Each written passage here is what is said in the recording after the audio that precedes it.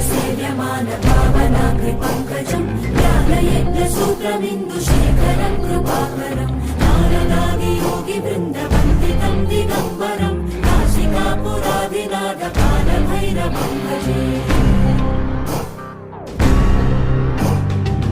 भानुकोटिभास्वरं भवाब्धितारकं परं नीलकण्ठमीप्सितार्थदायकं त्रिलोचनं कालकालमम्बुजाक्षमक्षशूलमक्ष